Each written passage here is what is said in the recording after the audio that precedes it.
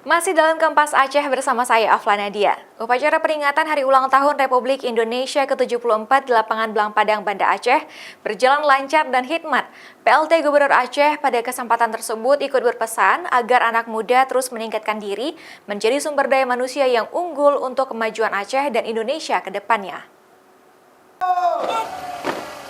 Dirgahayu Indonesia ke-74 yang mengangkat tema sumber daya manusia unggul Indonesia Maju pada tahun ini merupakan upaya pemerintah meningkatkan sumber daya manusia untuk bersaing di era milenial sehingga tidak tertinggal dengan negara-negara lain.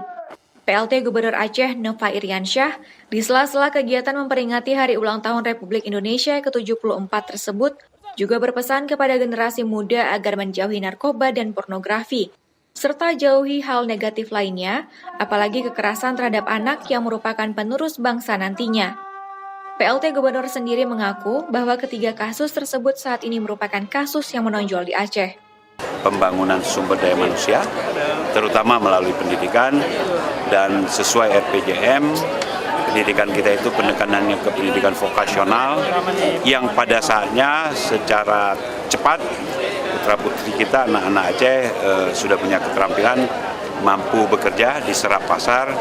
Selain terus memperbaiki sumber daya manusia dengan sejumlah upaya seperti lapangan kerja, pelatihan, dan pengembangan UMKM, anak muda juga diharapkan terus aktif dan bangkit untuk mandiri agar mampu bersaing ke depan nantinya.